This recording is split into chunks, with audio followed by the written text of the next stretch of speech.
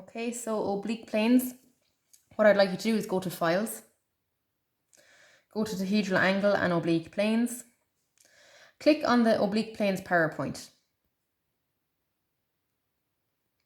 Now some of you can print these sheets off, others will have to trace it. So just scrolling down along the side there and going to Oblique Planes 2. So what I did is I got a sheet of paper, put it on a big screen. So if that is a laptop screen, it's a little bit more tricky with a tablet. Now I did it off the tablet, but as you can imagine, anytime I leaned on it, it went out of focus. But put it over and trace over the objects.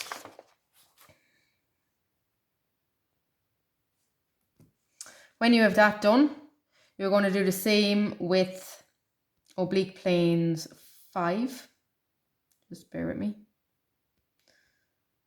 Okay, Oblique Planes 5. Again, you're going to put it into PowerPoint and you're going to trace over the shape. And you can do the same with Oblique Planes 6. Okay, again, trace over it. Now, if you do put it into PowerPoint, it steps through how to do each of the questions, but I am going to go through them start to finish. Sorry, that one. When you go into PowerPoint, okay, if you find something in my video a little bit confusing, basically what we're doing is there's a box being cut at an angle. It is a simply inclined plane. I know it's a simply inclined plane because there isn't two different angles in it. One of them is at 90 degrees, the other is at an angle. Second question, it is a hexagonal prism, and it is also being cut by a simply inclined plane. You're asked to finish off the plan and determine the true shape. This is junior cert stuff, so it's just kind of a repetition of it. But if you continue on, like at the end of this, you should be able to determine the projections of a solid by cut by simply inclined planes, which you did in second year. Determine the true shape, again, which you did in second year. And then understand the concept of rebatting. That means rotating the shape around, which you did in second year. Okay, and the solution is kind of given directly underneath. We're skipping this one because it's just very repetitive. Solution is given. And then we're doing the same thing for question 5. We're given the elevation and plan of a cylinder that's been cut at an angle. We'll probably only just get those 2 questions done, and then with Oblique Planes 6, it's something that you can try yourselves, and then we can get around to it a little bit later. So I have asked you to trace out or print if you have the ability to do so. So as you can see on my page, I have traced out the simply inclined planes. And I'm just going to zoom in for this. Now, you have seen from the last video I did that simply inclined planes, in order to find the points in plan, all you need to do is transfer the points back down into plan in order to get the shape. Now, there's nothing tricky with the first one. It's actually pretty straightforward. So it's kind of cutting into shape ever so slightly. So you bring the point down, and that's where your line will now be in plan. Okay, so it's not that one anymore. That was like a construction line. It was a light line. The outside shape will be heavy. Okay, and yeah, it's been cut.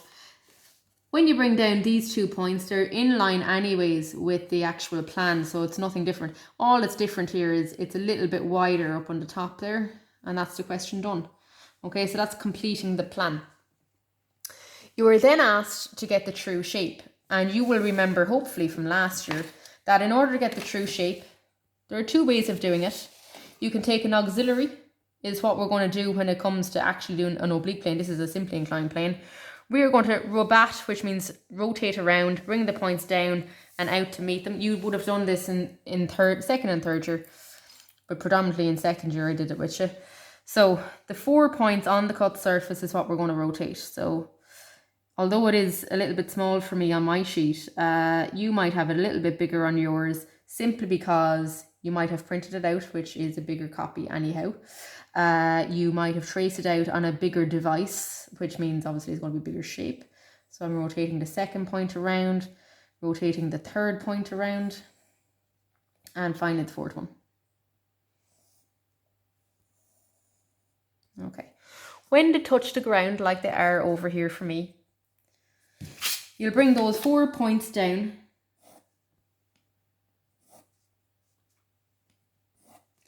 And you'll transfer the points from your plan across to them. Okay, so bring them across each one. Okay, and hopefully you can now see my true shape. The true shape is the bit in the outside. Okay, so do all of those lines in heavy as I need them.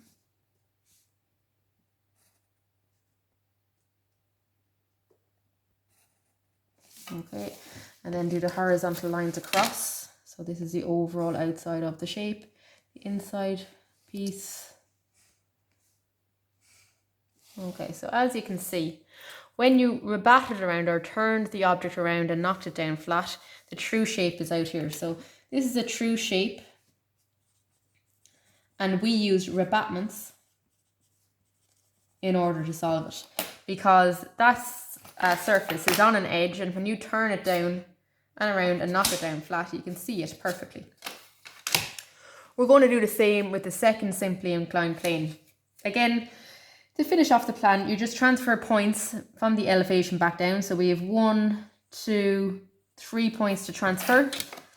So first one comes down, and that creates a line in between the first two surfaces. I'll explain why that is. So 1, 2, 3, 4, 5, and 6. 4 and 5 is here in elevation, and that is joining to the apex. So 4 and 5 stops there. So you'll bring 4 and 5 back down to the line 4 and 5, and between those you'll join them together. You will do the same for 1 and 2. Now the difficult one, or the harder one, is the center line that you'll always bring out to the edge. So you're taking a horizontal cut essentially. I'll do it in colour so you can see it a little bit clearer.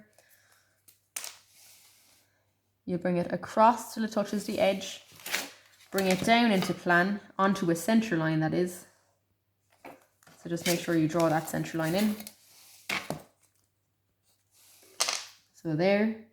And now you can either rotate it into place or bring it at 45 degrees into place. Because it's so small, I'm just going to transfer it with my 45 degrees into position. So I have it on one side, transfer it to the other side, get on the line 6. And now we can draw those in.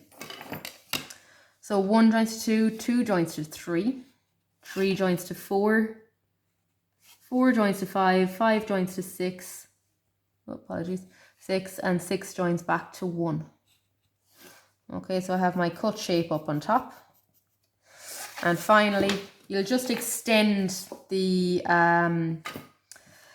vertices up to the apex. So these lines will now be heavy all the way around. Okay, and that's how you would have done it in junior cert. It is no different. So we've dealt with simply inclined planes before, so this is not new to you. So that was oblique planes 2, and I'm just going to zoom back out. Okay, oblique planes 2. And essentially this is a simply inclined plane. I have completed the plan, and now I have to do the getting the true shape of the second item. So again, you'll extend on the XY line, and you'll rotate the necessary points across to it. So grab your compass. The center of the rotating is where the VTH, so this is my VTH, my vertical and horizontal trace, where the VTH touches the XY line. So there is the center of my rotation. So I put my compass on the center, and I'm going to rotate the 3 dots that I've shown you in the drawing.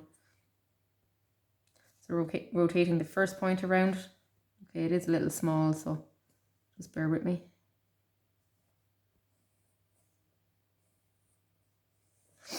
Rotate the second point around. It's getting a little bit bigger now, which is good.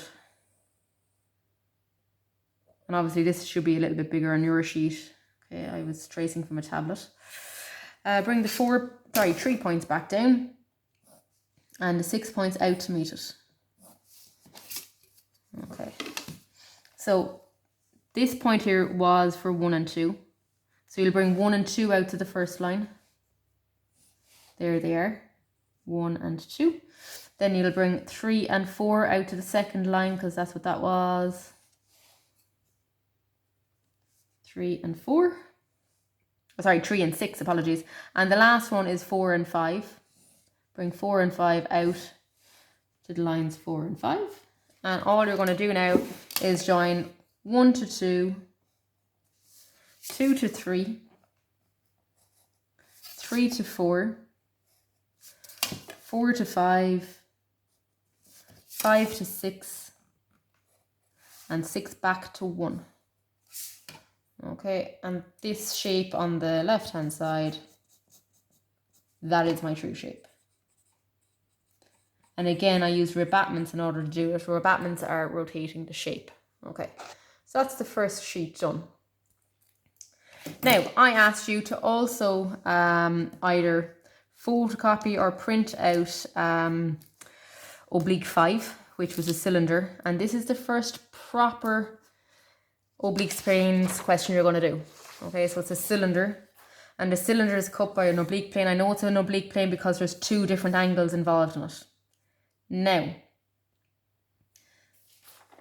unlike being able to just transfer my points all the way down and bring them back up and so on, like I'm able to do in a simply inclined plane, it's not as easy as you might think.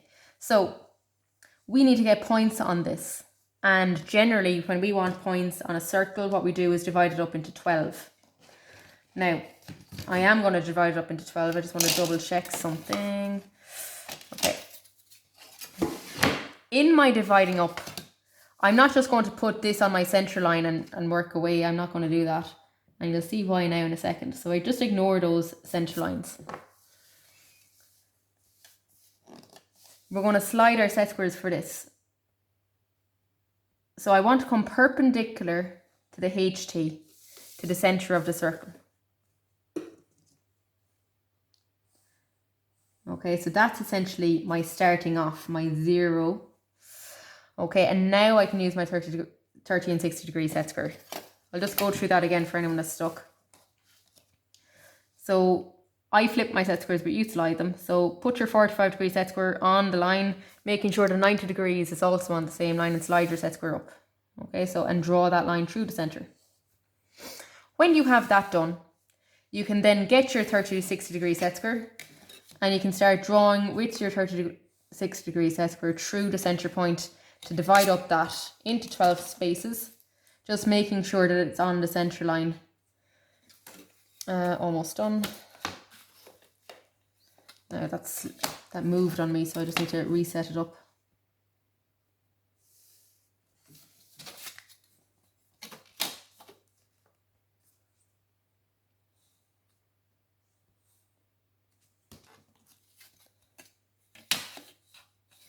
Again, it moved on me a second time just because it is so small.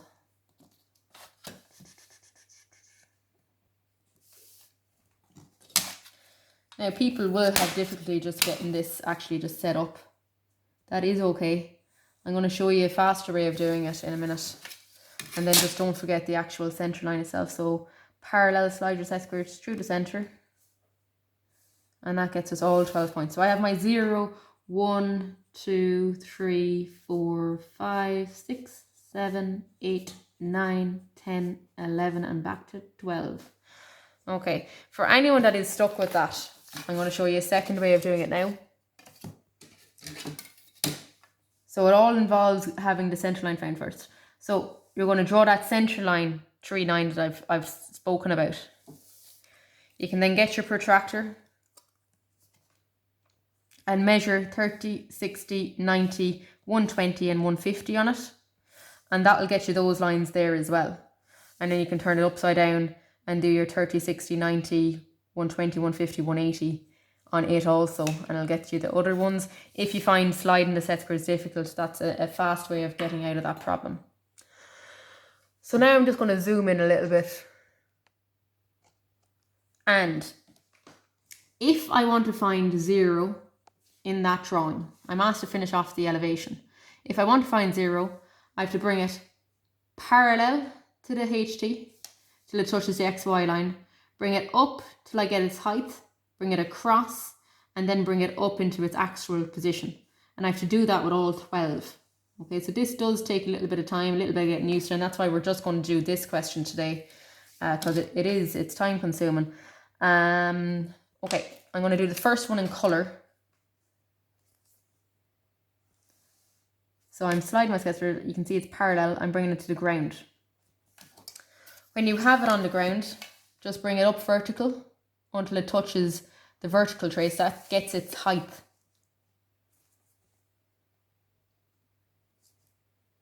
Okay, and I'm going to put in the arrows inside there to show you how that point has been moved. And then you're going to bring it across.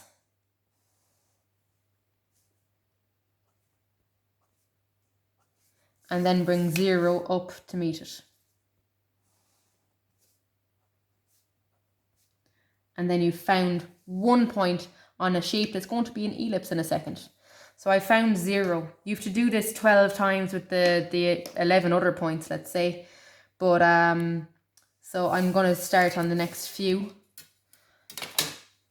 So this does take a little bit of time and a bit of getting used to. So to cut out a lot of my issues, I'm just going to start sliding my set squares. You can see for me 1 and 11 is in line. 2 and 10 are in line. 3 and 9 are in line. 4 and 8 are in line. 5 and 7 are in line. And 6 is in line.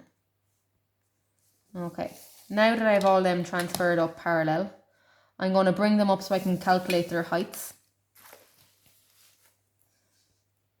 So bringing up the first one, second one.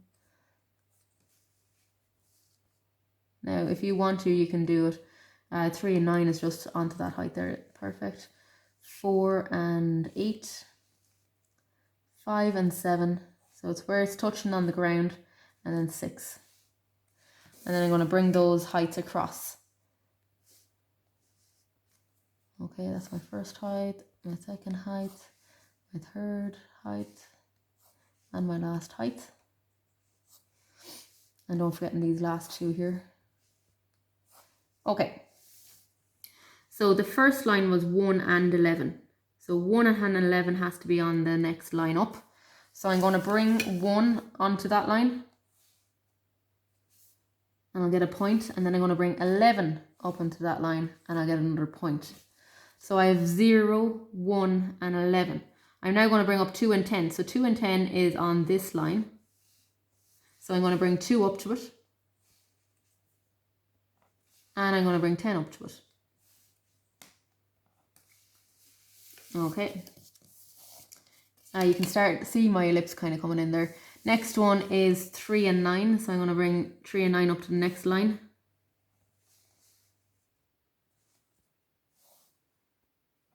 Then I'm going to bring 8 and 4 onto the next line.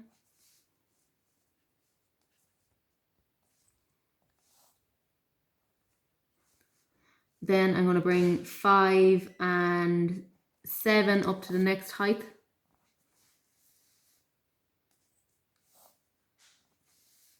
And then finally, I'm going to bring 6 up onto the last height. Okay, and you should kind of see my elliptical shape coming in now.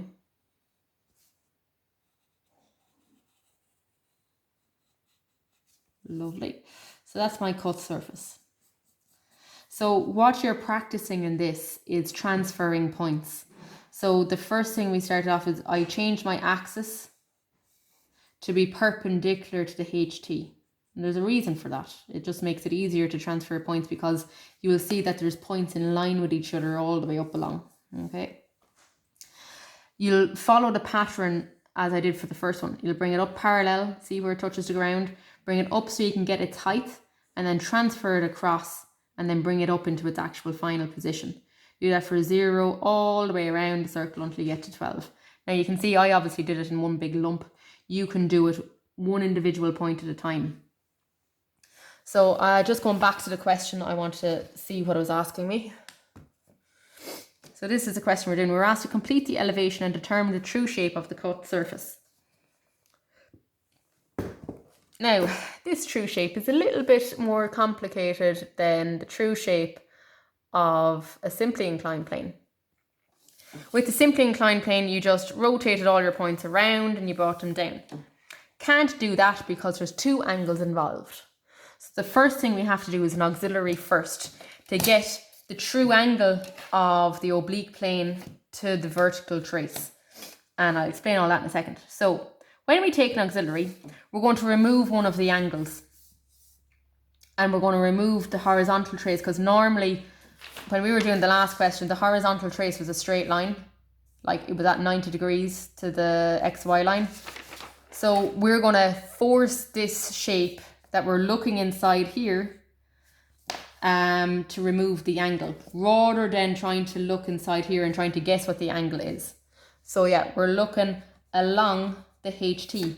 And you learned at the start of this chapter, when you look along a line, and I'm just going to go back to it for a second. This was the big PowerPoint that I showed you on the very first day. Just go back out of that. When you go into descriptive geometry, planes and lines, and I was talking about points, and I was talking about lines, and I was talking about planes, you learned when you looked along a line, you'll see it as a point, but I'd prefer to prove it to you rather than just you taking for granted what I'm saying. So we started on slide like 27, the day we started this.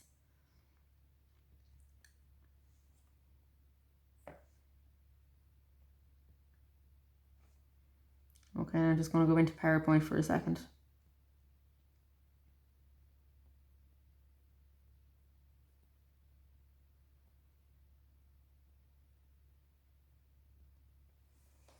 If it will let me. Okay, when that opens up, I'll explain it then. But when you look along a line, you see it as a point. I'll even take this pencil, for example. That's a line, and when you look along it, you'll see it as one individual point. We're going to do that with this trace. So that line, when we look along it, which means when you take an auxiliary and continue that line on, and do an auxiliary perpendicular. So the first thing you need to draw is a perpendicular line to it. That's your X1, Y1. It's a new ground line we're doing. You're going to bring out the edges of the cylinder, which is 0 and 6 for me. So bring them out into that auxiliary. When you're working an auxiliary, always work from your last XY line back. So I need to take the height of the overall object. Grab a compass. And the overall cylinder, you can just take its original height before it was cut, take its height, and transfer it onto any of those lines.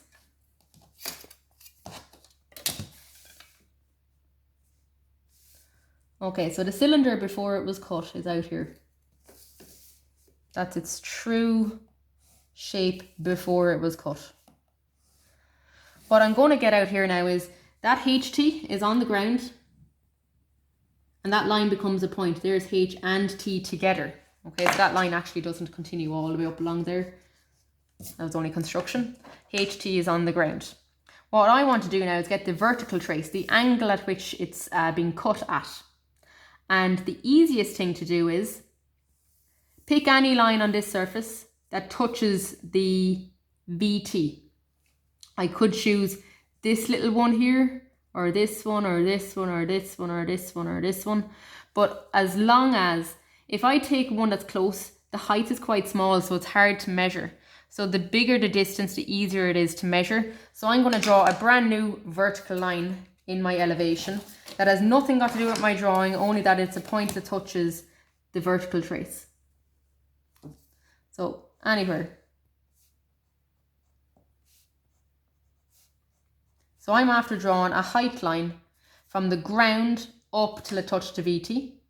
And I'm going to transfer this point out into the auxiliary and take the height and transfer it. So take that point and bring it out into your auxiliary. You're then going to measure the height that it takes to get to the vertical trace, which is this distance here. And you're going to transfer it into your auxiliary. Okay, so that purple height and this purple height is the same. Okay, and that gets you the vertical trace in your auxiliary. So now I've gotten, see my perpendicular line and my angle going?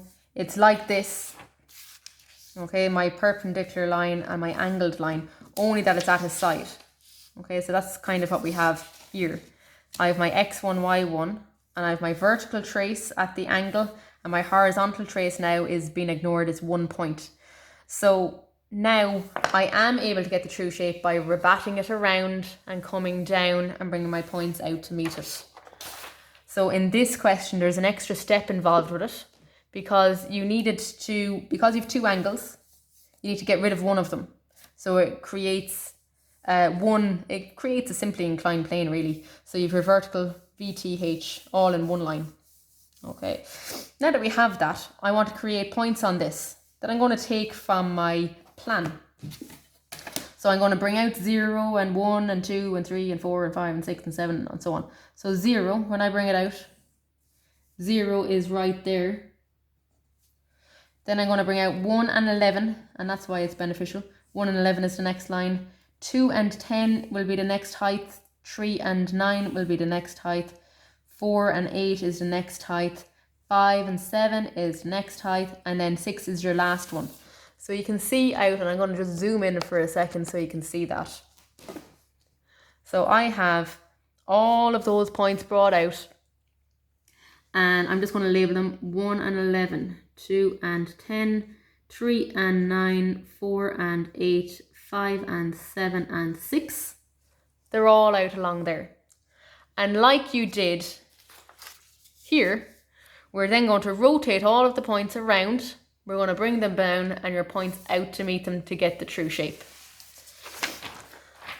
So extend out your x1, y1. And all of these points, I think there might be like 7 or 8 of them or more. So I'll start off with 6 because it's the furthest one away. I'm going to rotate 6 around. Oh, apologies, my compass went moving on me. Take the distance to 6 and rotate it around. Good. Then take 5 and 7 and rotate them around. 4 and 8. 3 and 9. 2 and 10. Now, I'm doing these heavy. You don't do these heavy. This is construction. I'm only doing it heavy just to make sure you can actually see what's going on. Obviously, as the arcs get smaller, it gets a little bit harder to do it. And then finally the last one. And hopefully it's not as small for you as it is for me. Just because my curve was a little bit, or what I was tracing was a little bit smaller than what you have. Okay, so at this stage, I've rotated all of those points all the way around until they touched on the XY line that I extended. I'm now going to bring all of these points down and the points out to meet it, and I'll get my true elliptical shape out there. So you're wondering, how do you transfer them? Well, slide your set squares. So if you brought everything out at the same angle as the HT, you need to bring them back at the exact same angle, which means parallel to the HT again. So bring them out, all of them.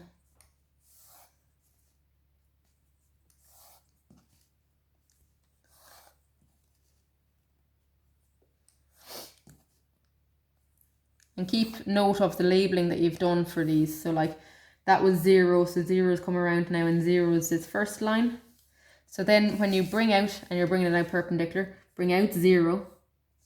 0 will be on the first line. Then you'll bring out 1 and 11. Be on the next line, so 1 and 11. Then you'll bring out 2 and 10 onto the next line. And keep doing it until you've all of the points found. It's the same principle as the simply inclined plane, only that it's a little bit longer because you have to eliminate one of the angles because the shape is a little bit more complicated than you had hoped for with a simply inclined plane. You could just rebat it around straight away, but with this, because you have 2 angles, you have to get rid of one of them first, and then you can get the true shape of it.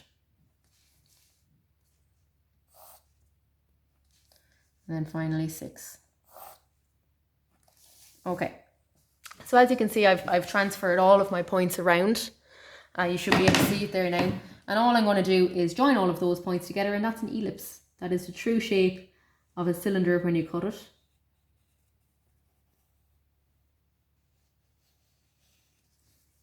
That's a true shape. And I think the question asks you one more thing to do, and I think it's asking you for the length of the major and the minor axis. But I'll come back to it here now, and probably the PowerPoint that I was looking for earlier is probably here now. Hold on a second. Close.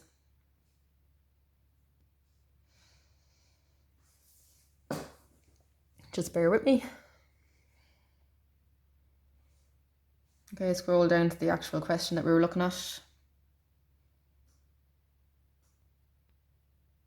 which is number 5. So in number 5, it was asking us to complete the elevation and determine the true shape, what we've done. Identify the major and minor axis of the true shape in the cut surface. Okay. So the major axis is the big one, the minor axis is the small one. So basically, the central line going through the 0, 6 that I had found earlier on, that is my major axis. The one perpendicular to it, this is the shortest distance, is your minor axis. And that is the question done. So these questions are very beneficial to you in the sense that for a worksheet, it gives you an awful amount of information, or it shows you how to do an awful amount in such one confined space. So in this, you're practicing transferring points on the oblique plane and getting your shape up and your elevation.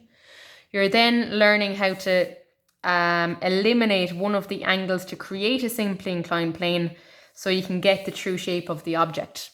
Sometimes you might be asked, what is the true inclination to the horizontal plane? So this is my horizontal plane that I've created as a point. So I've created an angle here. I'm going to call it alpha. And that angle is the true angle to the horizontal plane. And for me, like, your angle might be slightly different to mine because my shape is just a little bit smaller, is about 40 degrees. So the true angle to the horizontal plane is 40 degrees. When you take an auxiliary, you see true heights, true widths, true angles, and it's a true angle that we've just seen. And then when we turned the shape around and down, we got its true shape. Okay, so by doing an auxiliary, it allows you to get true angles, true shapes, true widths, that kind of thing. And that is the question done, and we'll leave it there for today.